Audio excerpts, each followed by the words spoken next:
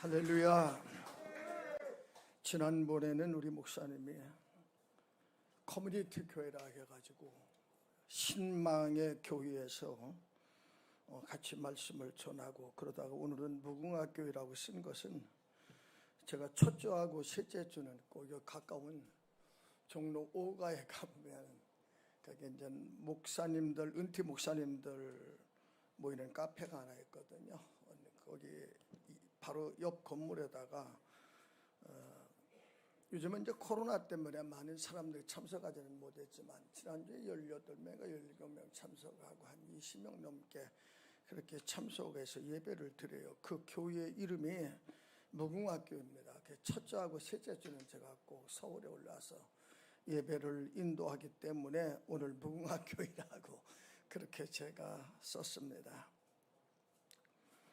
카톡을 보면은 많은 분들이 카톡을 참 보면은 좋은 글도 많고 또 뭐 거짓된 것도 많다고 하지만 뭐 수없이 많이 와요. 오늘도 제가 사진을 찍어 가지고 성경을 넣어 가지고 주일날 카톡을 보내는 것이 한 230명 정도 그렇게 카톡을 제가 보냈어요. 5월은 실록의 계절이고 또 장미의 계절이에요. 장미꽃 하나에다가 또 제가 사진 찍는 걸 좋아하기 때문에 사진을 찍어 가지고 이사야 성경 말씀을 넣어 가지고 그렇게 보내드렸습니다. 그런데 한 번은 어느 분이 카톡을 보낸 내용을 보니까 The Nothing이라고 하는 그런 제목으로 글을 보냈어요. 그러면서 그 제목이 베풀어서 덕을 세워라, 반드시 은혜로 돌아올 것이다. 서두에 그런 말이 기록되어 있어 한번 읽어봤어요. 읽어봤더니 바로 이런 내용이었습니다. 여러분들이 미국에 가서 LA에서부터 라스베가스까지 가는 뭐 보면 중간에 거기 뭐 네바다 사막이거든요. 그 사막을 거쳐서 사실 라스베가스에 가게 되는데, 네바다주 사막 한복판에서 낡은 트럭을 몰고 가던 엘빈 다마라고 하는 젊은 사람이 가다 보니까 허름한 차림의 노인을 발견하게 됩니다. 그래서 그 노인을 바라보고 노인장 어디까지 가시나요? 제가 태워다 드리지요.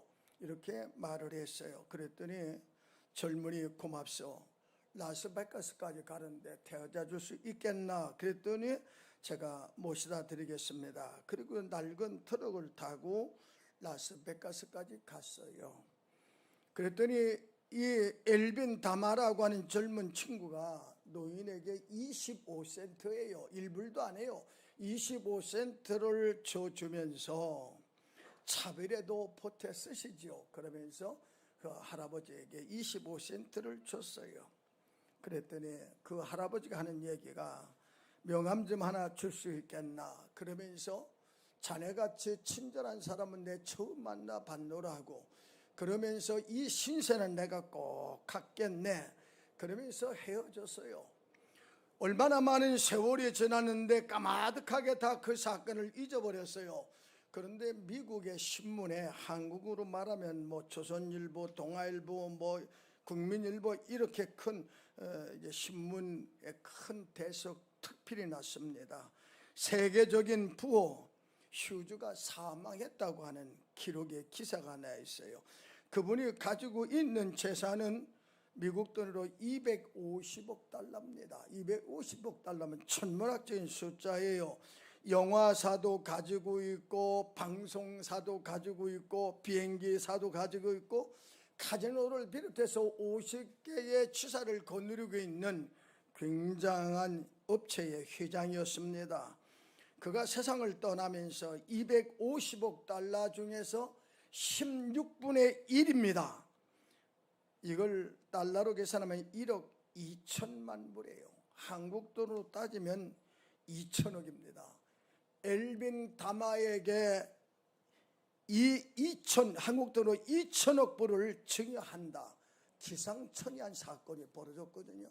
그런데 엘빈 다마라고 하는 사람이 누군지도 아무도 몰라요. 그런데 그가 유언장 뒤에다가 엘빈 다마에 받았던 명함을 붙여주고 1억 6천만 불을 그에게 2천만 불을 증여한다.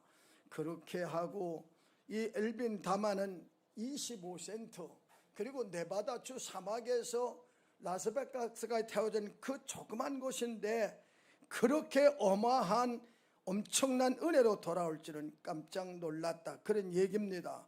여기서 우리가 깨닫는 것 두 가지가 있어요. 첫째는 친절의 가치가 얼마나 크다고 하는 것을, 여러분들 다정한 말 한마디가 사람들의 마음의 문을 열게 만들어요. 그렇지요? 친절한 말 한마디가, 저는 옛날 얘기입니다. 아주 오래된 얘기지만은 좀 시간 길도 괜찮지요. 서울에 왔었습니다. 서울에서 일도 하고 그랬는데 시골에 살던 사람이, 농촌 사람이 서울에 오니까 잘 길을 모르잖아요. 남대문 그쪽 거리에서.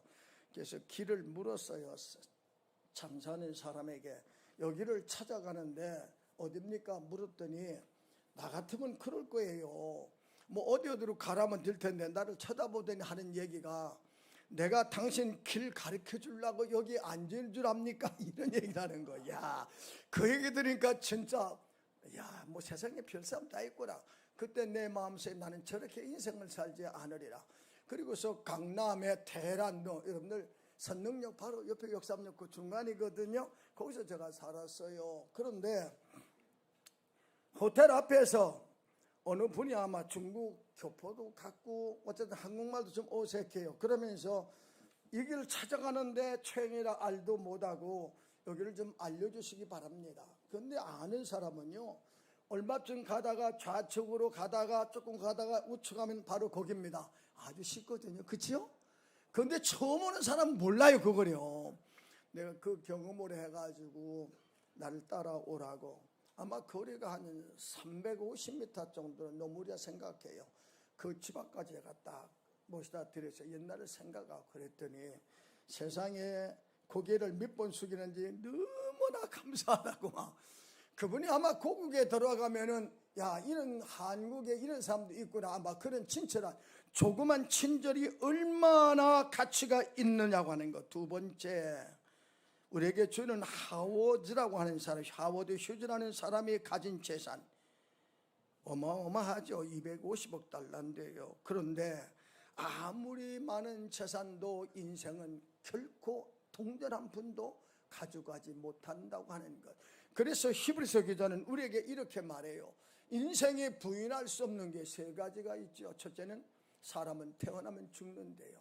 생명을 가진 모든 것은 마지막에 죽게 돼. 이건 부인할 사람 아무도 없어요. 그리고 죽은 후에는 하나님의 심판과 상급이 있다고 하는 것 아무도 부인할 수가 없어요.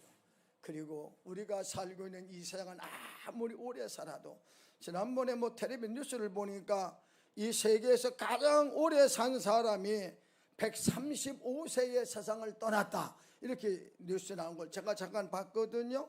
그런데 이 세상은 아무리 길어도 여러분들 200년에서 살 수가 없어요. 이 세상은 잠시지만 내 생은 영원하다고 하는 것, 이건 아무도 부인할 수가 없습니다. 그러면서 하워드 휴즈가 세상을 떠나기 직전에 이렇게 말합니다. 인생을 살다 보니 또 nothing, 아무것도 아니더라. 재물도 소용없고 명예도 소용없고 가족도 소용없고 친구도 아름다운 미녀도 죽어가는 자에게는 아무것도 아니었다. 인생은 바로 인생 무상이라는 거예요. 그러면서 카톡을 보낸 사람이 더 nothing, 그러면서 아무것도 아닌 인생이기 때문에 오늘도 즐겁게 보내시기를 바랍니다. 그러면서 멘트를 해서 보낸 것이 기억나요.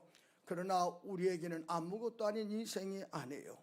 우리에게는 예수 그리스도 소망이요 꿈이요 여러분들의 희망이 되는 걸 믿으시기를 주의 이름으로 축원합니다. 우리에게는 이 땅엔 오직 주님밖에 없네. 예수만이 우리의 소망이고 우리의 생명이고 우리의 모든 것 되심을 믿으시기를 주님의 이름으로 축원합니다.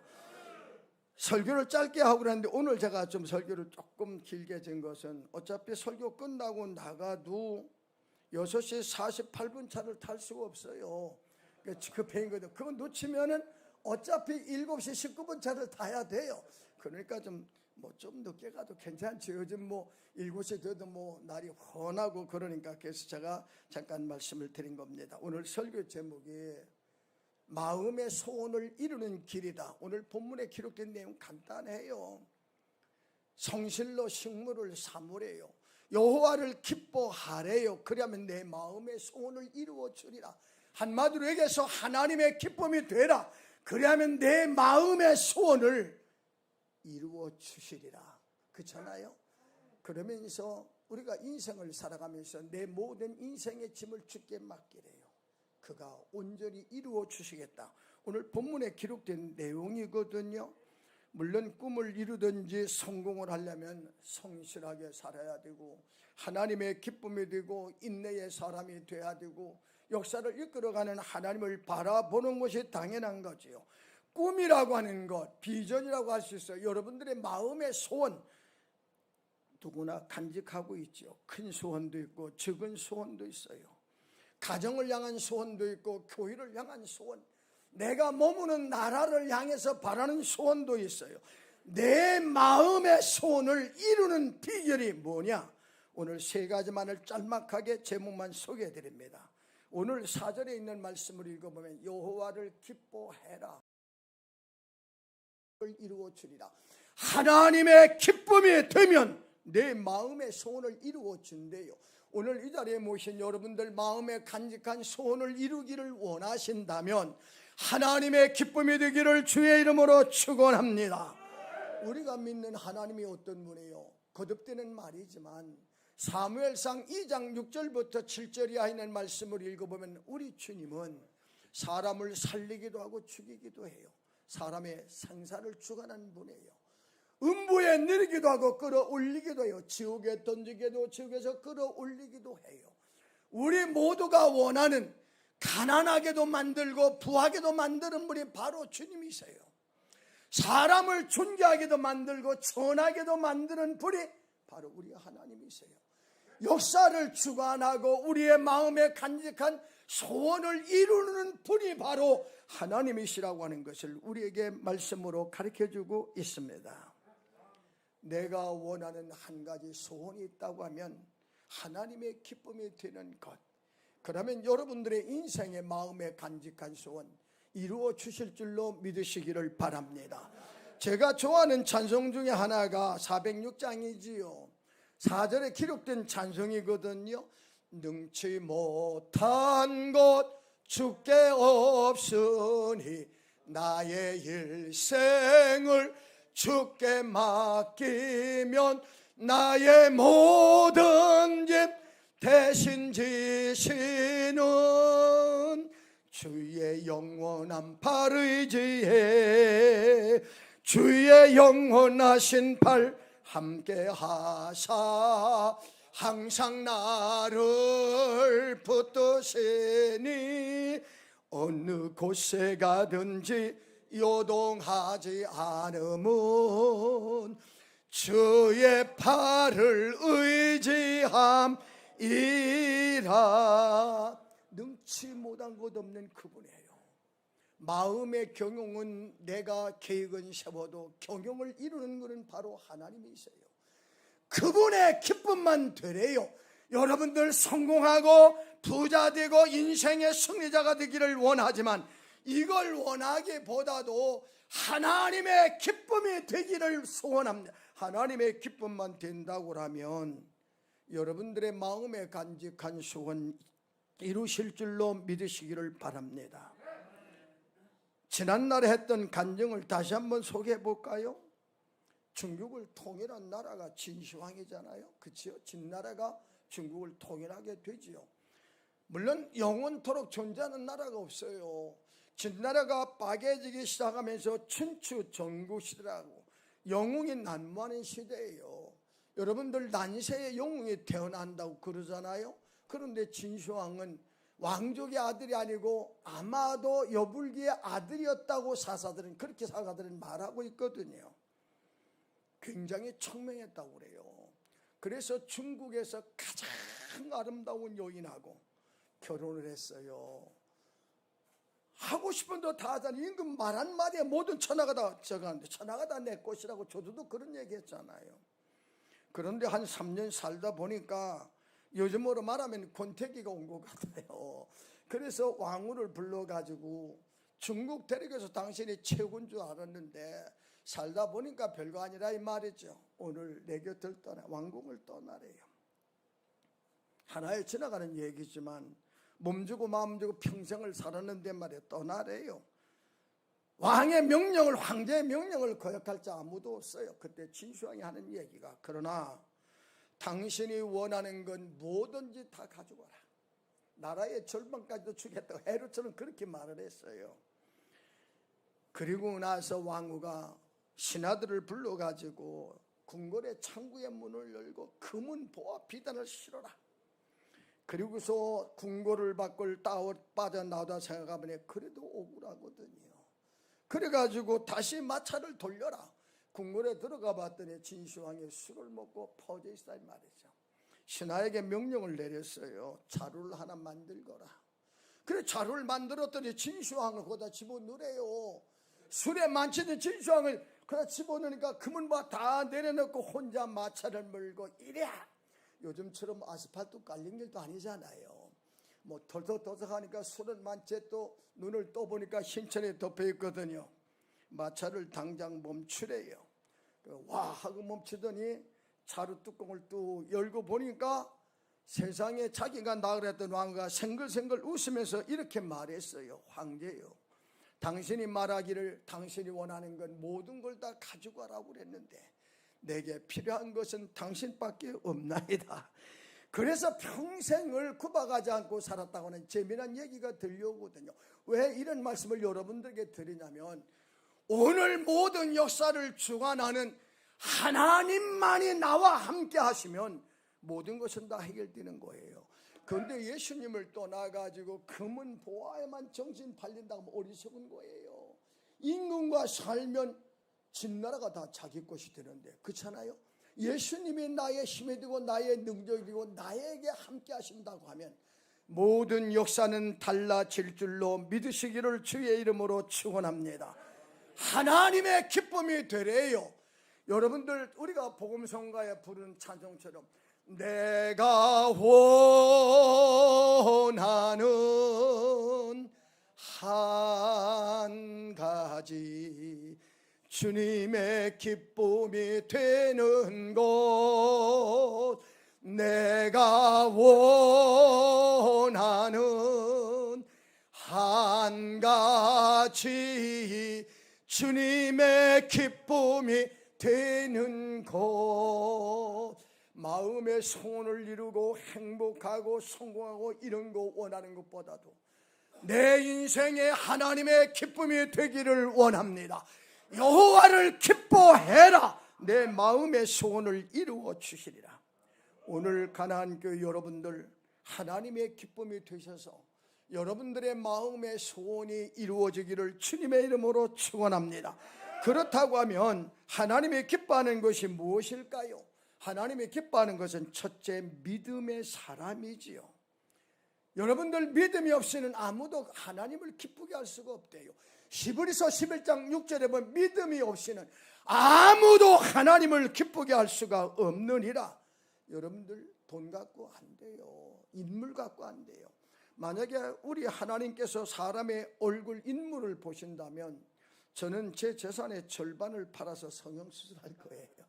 하나님은 외모도 안 해요. 인물도 안 해요. 얼마만큼 많은 지식을 가지는 거 보지 않나요? 왜?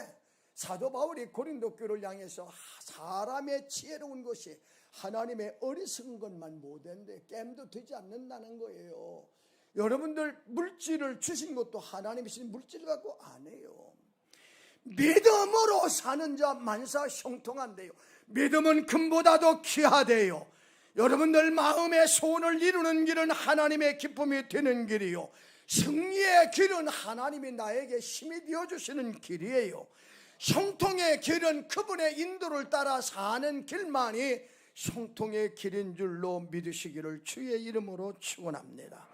하나님의 인도는 우리로 하여금 생명과 진리와 축복의 길로 이끌어 주시기 때문입니다. 자, 두 번째, 하나님이 기뻐하는 것은 순종을 기뻐하세요. 말씀에 순종하는 걸 그렇게 기뻐요. 하나님이 언제 제사를 원하도이까? 여러분들, 사무엘 선지자가 사울을 향한 얘기예요. 하나님이 원하시는 것은 하나님의 말씀에 순종하는 것이 낫대요. 제사보다 순종이 낫대요. 세 번째, 하나님이 기뻐하는 것은 주님을 위해서 희생하는 걸 하나님은 가장 기뻐하세요. 주님을 위해 희생한다고 그런다고 하면 그분이 우리 인생을 책임져 주지 않겠어요? 이미 세상을 떠났지만 전두환 대통령 시절에 장세동, 그죠? 아예 임금으로 천하를, 감옥에 갈 때도 형님 제가 갔다 오겠습니다. 그의 보살핌은 권력을 붙들고 있는 한 그를 지키고 보호해주지 않을 수가 없다는 겁니다. 주님을 위해 드려지는 것 허비가 아니라 하늘의 보고를 쌓는 거예요. 하나님의 나라는 굉장히 파라독스예요. 하나님을 위해 죽으면 삶의 길이 열려요. 내 것을 포기하면 주님의 것 주세요. 땅의 것 포기하면 땅과 하늘의 것으로 주시는 분, 잠시의 것을 주님을 위해 포기하면 영원한 천국도 주시는 줄로 믿으시기를 주의 이름으로 축원합니다. 오늘 하나님의 기쁨이 되는 믿음의 사람들이 되셔서, 순종의 사람이 되셔서, 주님 때문에 손해가는 것, 주님 때문에 당하는 고통은 그분이 모든 것을 상급으로 갚아주시기 때문입니다. 하나님의 기쁨이 되는 가나안 교회 여러분들이 되셔서 여러분들의 마음속에 간직한 보랏빛 같은 아름다운 소원들이 성취되고 이루어지기를 주님의 이름으로 축원합니다. 두 번째, 여러분들 소원 성취의 길은 빌립보 1장 20절부터 21절, 제가 참 좋아하는 길이에요. 사도 바울이 나의 간절한 기대와 소망을 따라, 여러분들에게도 기대가 있고 소망이 있죠. 그것도 나에게 간절한 기대와 소망을 따라. 사도 바울은 세상 것이 아니었어요. 그가 원하는 기대와 소망은 아무 일이든지 부끄러움 없기를 소망한다. 하늘을 우러러 한 걸음 부끄러움 없기를 원한다는 소설 시인과 똑같은 얘기지요. 어디서든지 담대하기를 소원하고 살든지 죽든지 내 몸에서 주님만이 존귀케 되기를 원한다. 한마디로 얘기해서 생사를 초월해서 죽든지 살든지 하나님께 영광이 되기를 원한다. 그게 사도 바울의 소원의 기대 아니었어요? 고린도전서 10장 31절 이하에 있는 말씀을 읽어보면 먹든지 마시든지 무엇을 하든지 다 하나님의 영광을 위해 살래요.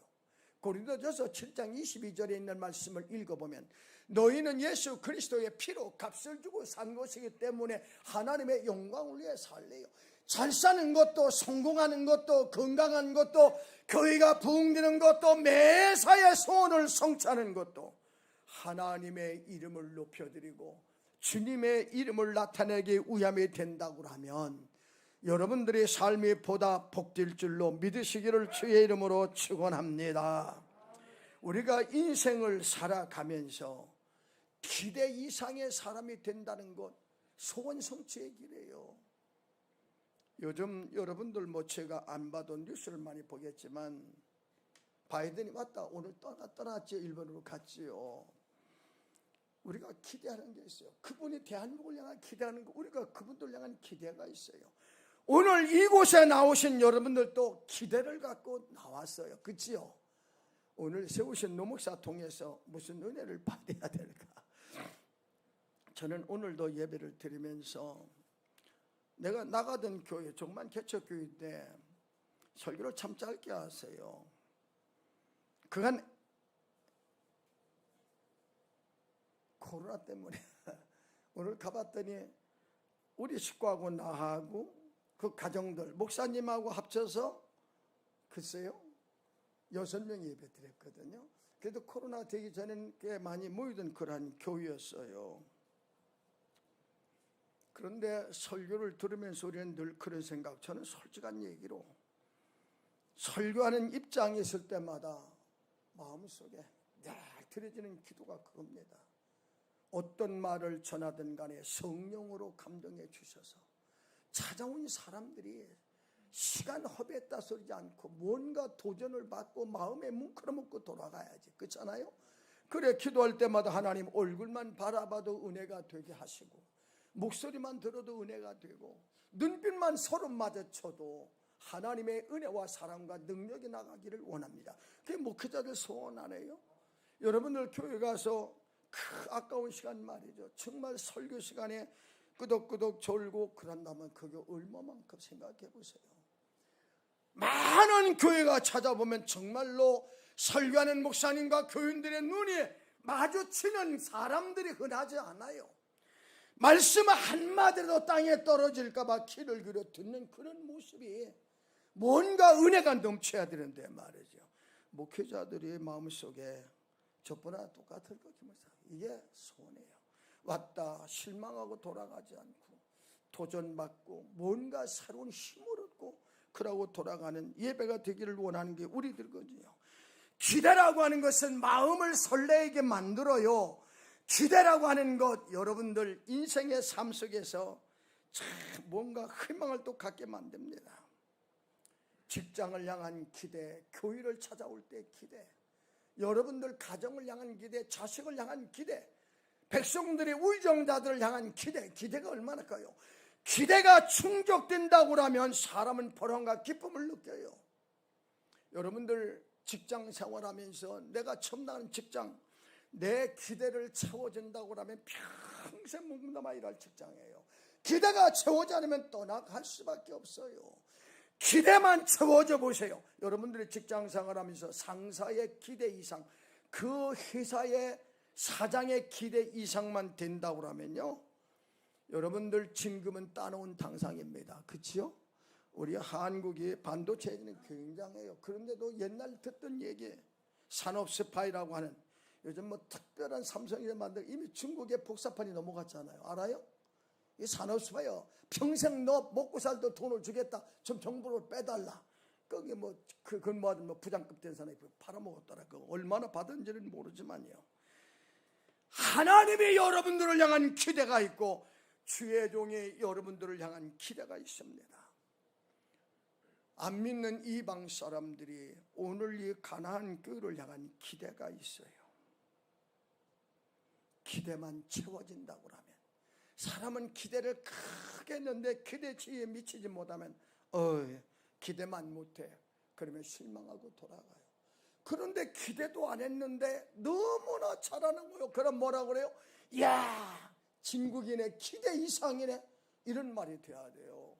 여러분들 가나안 교회 나올 때 기대를 기대보다 훨씬, 그러면 떠날 수가 없는 겁니다. 유튜브를 보니까 요즘 한동훈 씨가 뜨지요. 그런가요? 누구잖아요. 이야, 사람들의 마음이 그러다 보니까 영화 배우보다도 더 그냥 옷서부터 구두부터 넥타이까지도, 세상 넥타이가 9,000짜리 맸는데요, 그게 뭐 얼마나 센세이션을 일으킨지 몰라요. 사람들이 그를 향한 주목한 기대는 자기의 대통령까지 이렇게까지 기대한다고요. 내가 원하는 기대보다 기대 이상의 사람이 된다고 하면 여러분들 마음의 소원을 이루고도 남습니다. 기도할 때마다 하나님, 나를 바라보는 사람, 내 사랑하는 이웃 동지들, 그들의 기대에 어긋나지 아니하고 기대 이상의 삶을 살아가기를 원합니다. 오늘 여러분들 모두가 다 하나님의 기대 이하의 사람, 우리 김 목사님의 기대 이하의 사람이 되지 말고 기대 이상의 사람이 되셔서 마음에 간직한 소원을 이루시기를 주님의 이름으로 축원합니다. 마지막 세 번째, 뭐 더 말씀 드려도 괜찮지만 짧게 끝나기 좋지요. 짧은 게 제일 좋아요. 해보니까 설교 길다 은혜 담은 못 가지고 그저 뭐 밤새도록까지 해도 괜찮아요. 조금 미래를 남기는 게 좋아요. 아쉬울 때 끝나는 게 좋지. 여기도 아마 목사님들 그쵸, 수없이 많이 다녀가지만 설교 기는 거 저 힘든 게 없어요. 짧은 게 좋아요. 모든 이의 마음을 시원스럽게 해줄 수 있는 사람, 하나의 서비스도 괜찮아요. 뭔가 필요를 채워주는 인생이 된다고 하면 그 사람의 마음의 소원은 이루어집니다. 제가 여기서도 말씀을 드렸어요. 고린도전서 16장 15절부터 18절까지 있는 말씀을 읽어보면 스데바나와 보누나도와 아가이아가 온 것을 기뻐하노니, 사도 바울이 그렇게 말했어요. 사람도 찾아와서 반가운 사람이 있고 기대되는 사람이 있는가 하면, 찾아왔을 때마다 부담되는 사람이 있고, 저 사람 안 왔으면 좋겠네, 그런 사람 사실 있어요. 저도 그런데요, 전화가 계속 와요. 받으면 별거 아니야, 안 받는 거야. 그런데 왜 전화도 안 받느냐고 그러면 솔직하게, 당신 괜히 부담만 되잖아, 그렇게 말은 못 하잖아요. 바빠서 못 받았어, 무문에 못 받았어, 그렇게 새빨간 거짓말을 하얀 거짓말하고 말지요. 전화가 왔을 때 반가운 사람도 있다 이 말이죠. 저는 여러분들이 어디를 가든지 누구를 만나든지 부담되는 사람 되지 말고 반가운 사람, 기대되는 사람으로 살아가기를 주의 이름으로 축원합니다. 야, 웬일이야. 문 밖에 손님처럼 행운이 불현듯 찾아오는 복 있는 은혜의 하루, 은혜의 삶이 여러분들과 나의 삶이 되기를 주의 이름으로 축원합니다. 저는 솔직한 얘기로 유명한 사람 되기보다는 아낌받는 자가 되고 싶고, 능력 있는 사람보다는 모두가 필요한 사람이 되고 싶고, 프란시스 베이컨에 대해서 제가 여러분들에게 말씀을 드렸어요. 맞는 얘기지요. 유명한 사람은 유명세를 해야 돼요. 능력이 중요한 것이 아니라 필요한 존재가 돼야 돼요. 그것이 우리가 바라는 거 아니에요? 그런데 사도 바울이 스데바나와 보드나도와 아가이고가 우리 고린도에 온 것을 우리가 기뻐한다. 왜 그런가 하면 그 답을 이렇게 말합니다. 그들은 성도들을 섬기기로 작정한 자들이래요. 오늘날 세상을 살다 보면 섬김을 받으려는 자가 많지 섬기는 자가 흔하지 않아요. 저는 안양에서 목회할 때 그분이 이제 장로가 됐어요. 제가 고마워서 주는 걸 좋아하니까, 우리 집식구는 저보다 주는 걸 더 좋아해요. 옛날 차이나 칼라를 제가 태국에 갔다 오면서 그 차이나 칼라가 뭐있으면 그때부터 내가 보기를 막 엄청 많이 됐거든요. 차이나 칼라를 저런 앞에서 옷 한 번 딱 해서, 그때 권사했으니까 김권사 고마워 그러면서 줬더니 눈을 뜨고 쳐다보며 하는 얘기가, 건축한 사람들은 그렇게 사는 거죠. 솔직한 얘기로 뭐라고 한다라도 모르, 목사님 저는요 머리털 나고는 그러면 얼마나 좋겠어요. 머리털 나고는 더 이상 하는 게요, 목사님한테 처음 받아보는 겁니다. 처음 받아보는 거래. 이야, 밥 사주는 거예요. 성질 급한 사람이 뭔지 섬기는 자, 섬김을 받는 자보다는 섬기는 자, 사랑받기보다는 사랑을 베풀 줄 아는 자, 나를 알아달라고 하기보다는 내가 먼저 알아주기가 쉽잖아요. 도와달라고만 고대하지 말고, 내가 당신에게 뭐 도움될 게 없어? 도와줄 수 있는 자, 힘되어달라고 하지 말고 내가 당신의 힘이 되어줄게. 나를 높여달라고 하지 말고 내가 좀 높여준다고 하면 역사가 달라지는 거 아니에요? 섬기는 자이기 때문에 그들이 온 것을 우리가 기뻐한대요. 두 번째, 너희의 부족을 채워줌이라. 여러분들, 결혼이라고 하는 것은 완벽한 만남이 아니에요. 저는 결혼주의를 수없이 많이 써보지만 그런 얘기를 합니다. 서로 모질하기 때문에 결혼하는 거 그래요. 남편의 부족을 아내가, 아내의 부족을 남편이 채워주는 것이 진정한 결혼이 아니겠냐고 그런 얘기를 하거든요. 내가 힘이 되어줄게. 너희의 필요를 좀 채워줄게. 옆 사람 보고 한번 인사 한번 해보실래요? 내가 쳐다보고 얘기해요. 눈을 봐야 돼요. 진정하잖아. 내가 무엇을 도와드릴까요? 야, 그렇잖아요. 내가 뭘 힘이 되어줄까? 이런 모습이 얼마나 좋냐 이 말이에요. 너희의 부족을 채워주기 때문이라. 스데바나와 보드나도와 아가이가 온 것은 너희 성도들을 섬기기로 작정한 자들이래요. 저들이 온 것을 기뻐하는 이유는 너희들의 부족을 채워주기 때문이래요. 그러면서 마지막 세 번째, 너희들의 마음을 시원히 시원케 하는 자들이다. 야, 10년 묵은 체중이 쑥 내려갔네. 이런 얘기 들어야 돼요. 어우, 먹은 것도 소화도 안 되고 말이야. 그래 되겠어요? 당신만 만나면 10년 묵은 체중이 쑥 내려간다고. 얼마나 좋아요. 너희들의 마음을 시원케 하는 자들이래요. 감으로 메마른 땅에 한 줄기의 소낙비처럼 말이에요. 무더운 여름철에 시원한 냉수 한 그릇처럼 너희들의 마음을 시원케 하는 자들이래요. 그래서 저들이 온 것을 우리가 기뻐하노라. 가나안 교회에 찾아올 때마다 기대가 있고, 가나안 교회를 찾아올 때마다 위로와 힘을 받고, 가나안 교회를 찾아올 때마다 새로운 각오를 가지고 세상을 향해 도전해 나갈 수 있는 그런 모습이 여러분들의 모습이 되기를 주의 이름으로 축원하면서, 바라는 것은 하나님께 영광이 되고 이웃 사람에게 유익이 되고 걸림돌 되지 말고 내 자신 복받는 인생을 살아가는 가나안 교회 여러분들이 되기를 주님의 이름으로 축원하면서, 마음의 간직한 소원을 이루기를 원한다면 하나님의 기쁨이 되십시오. 마음의 간직한 소원을 이루기를 원한다면 기대 이상의 사람이 되십시오. 마음의 간직한 소원을 이루기를 원한다면 모든 사람들의 마음을 시원하게 해줄 수 있는 필요의 존재가 되셔서 여러분들의 인생의 앞길에 시온의 대로가 열려지기를 주님의 이름으로 축원합니다.